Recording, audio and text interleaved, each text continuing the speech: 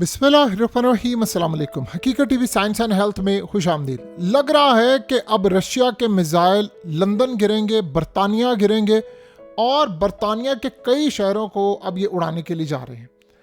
देखिए, सबसे बड़ी सूरत हाल इस वक्त ये सामने आई है, जो हालात इस वक्त सामने आ रहे हैं वो बड़े ख़तरनाक है। हुआ ये है कि बरतानिया के प्राइम मिनिस्टर ने ऐलान किया कि उन्होंने यूक्रेन को ब्लू प्रिंट्स देती हैं स्टॉर्म शैडो मिसाइल के।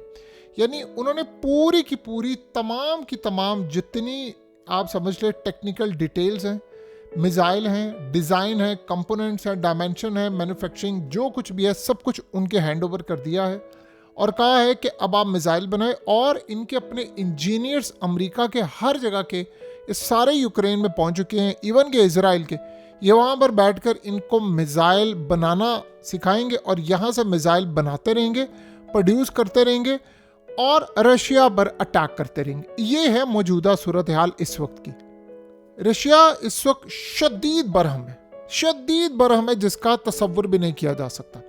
रशिया इसलिए बरहम है कि उन्होंने कहा है कि तुमने रेड लाइन क्रॉस कर दी है। अब पुतिन ने अपनी इंटेलिजेंस एजेंसियों को कहा है जितनी बरतानिया के अंदर ड्रोन फैक्ट्रीज है, मिसाइल फैक्ट्रीज है, उनका पता चलाओ, वहां पर हम मिसाइल मारेंगे, हम हिट करने जा रहे हैं।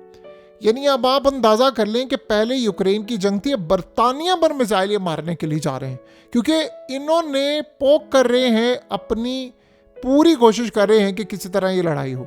अब ये बात ज़हन में रखिएगा, ये बड़ी ख़तरनाक सूरत हाल है, क्योंकि अगर बरतानिया पर अटैक होता है तो आर्टिकल 5 हो जाएगा नाफिज। अगर आर्टिकल 5 नाफिज होता है तो उसके बाद पूरी की पूरी नेटो की फोर्सेस यहाँ पर कूद पड़ेंगी और जब नेटो की फोर्सेस रशिया से लड़ाई कर लेंगी तो रशिया ने ऑलरेडी अपने न्यूक्लियर मिसाइल डिप्लॉय किए हुए हैं, वो लड़ाई करने के लिए तैयार है। दुनिया में याद रखिएगा 2 जंगें ऐसी हैं जो बहुत ज़्यादा तबाहकुन है और ये पूरी दुनिया की डायमेंशन बदलने के लिए जा रही हैं।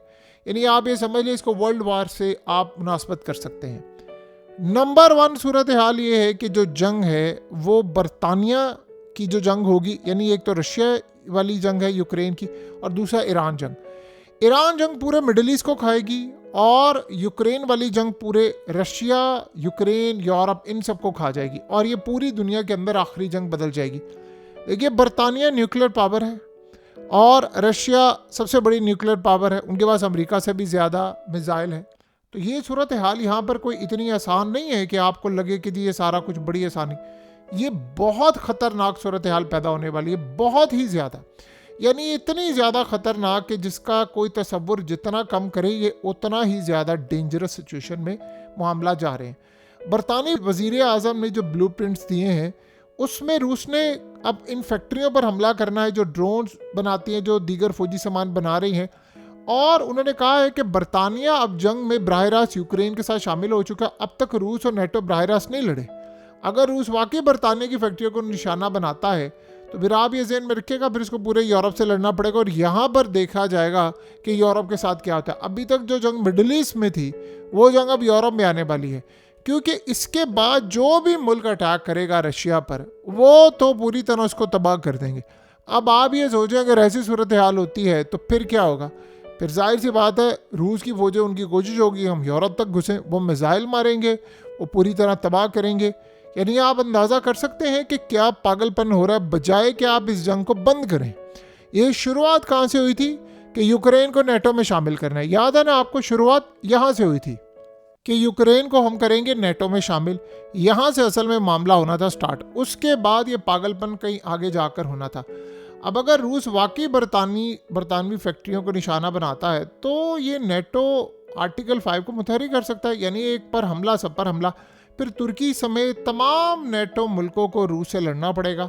देखिए, ब्लू प्रिंट्स मिलने से यूक्रेन ज़्यादा मिसाइल खुद बना सकेगा जिससे रूस के अंदर तक हमले बढ़ सकते हैं। बनाएंगे यही लोग मिसाइल, लेकिन नाम इस्तेमाल होगा कि यूक्रेन के अंदर से हो रहा है। और उसमें एक और भी सूरत है, आप ये सोचें कि उसको ऐलान करने की क्या ज़रूरत है। ये ज़रूरी नहीं है कि ये वहाँ पर सिर्फ बनाए, ये हो सकता है उनको मिसाइल सप्लाई करें, बताएं उनको ये कि बन यूक्रेन से रहे हैं ताकि बाद में हम पर शक ना हो। देखिए, हर मर्तबा जो शैडो मिसाइल से नुकसान होगा वो कब तक बर्दाश्त करेगा पुतिन। आपको पता है कि वो तो ऑलरेडी आप ईरान जंग में उनके साथ खड़ा हुआ है। इस स्टेज पर अगर पुतिन बरतानिया के खिलाफ सख्त इकदाम नहीं करेगा तो एक कमज़ोर सदर होने का तासुर हो जाएगा। फिर उसके बाद आप सोचें कि नॉर्थ कोरिया वो भी शामिल होगा। तो आज बरतानिया ने सपोर्ट की है तो कल को कोई और मुल्क कर देगा। ख़तरा पैदा हो रहा है, ख़तरा बहुत पैदा हो रहा है ख़तरनाक हथियारों से। लिहाजा ब्रिटेन के लिए लाजिम है कि अब वो कोई सख्त जवाब दे। देखिए यूरोपीय फैक्ट्रियाँ निशाना बने या इस स्टेज पर कोई नई जंग छिड़े तो तेल की कीमतें एक मरतबा फिर ऊपर चढ़ जाएंगी। और यूरोप और में आप सोच रहे हैं कि असले की जो सप्लाई है वो कितनी मुतासिर होगी। इन्होंने असल में हुआ ये है कि यूक्रेन ने कहा है कि मुझे मिसाइल दो, तो अमेरिका ने क्या दिया थी, मिसाइल शिजाइल की तो कोई चीज़ें हमारे पास कोई मिसाइल नहीं है। और यूरोप में असले की जो सप्लाई चेन है वो ऑलरेडी डिस्टर्ब है।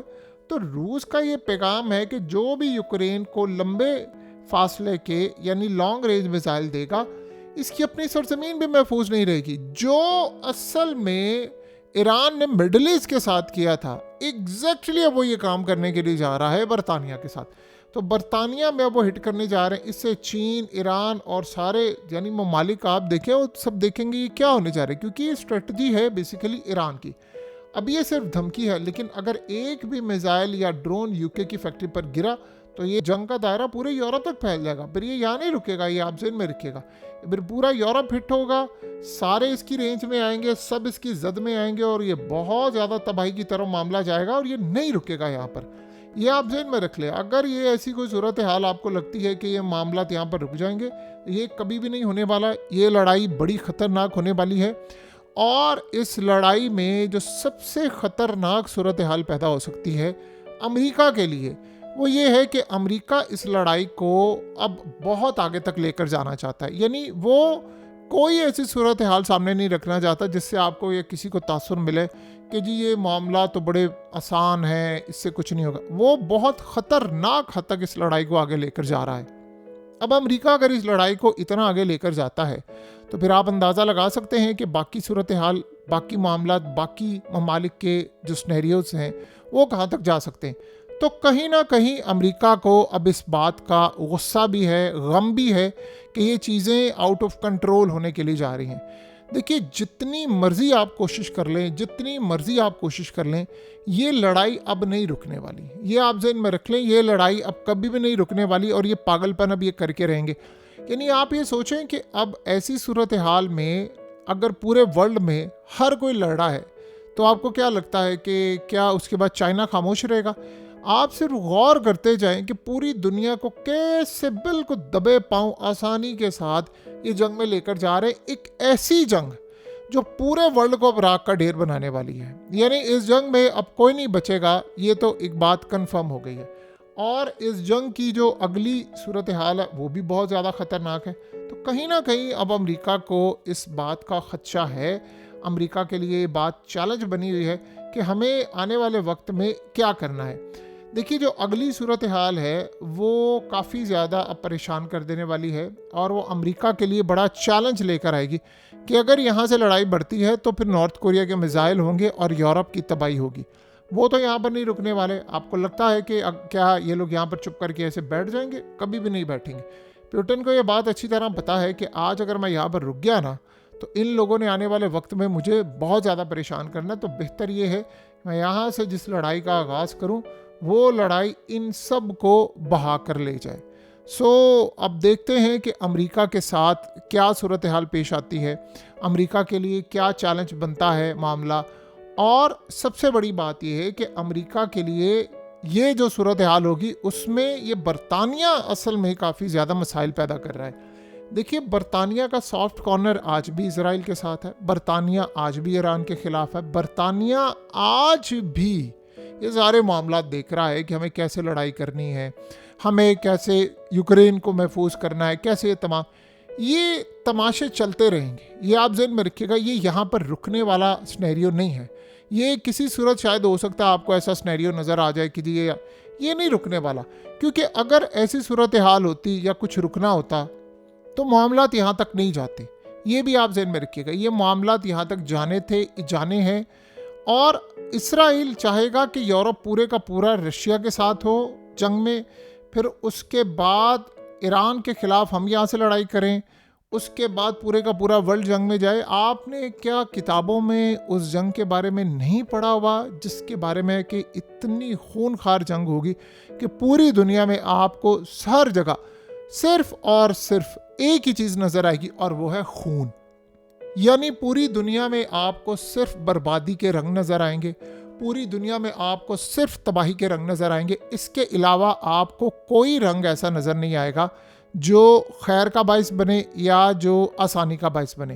تو یہ بات آپ ذہن میں رکھ لیں, یہ لڑائی کافی زیادہ خطرناک ہے اور امریکہ کو یہ بات پتہ تھی. یعنی ایک تو ہو رہا کہ امریکہ کو یہ بات پتہ نہ, اس کو پتہ تھی یہ بات ہوگی اور اسی طرح لڑائی ہوگی. حقیقت T V science and health کی اس ویڈیو کے نیچے کمنٹ ضرور کیجئے, اپنی رائے کا اظہار ضرور کریں اور اس ویڈیو کو ہر جگہ شیئر کرتے ہوئے چینل کو سبسکرائب ضرور کریں.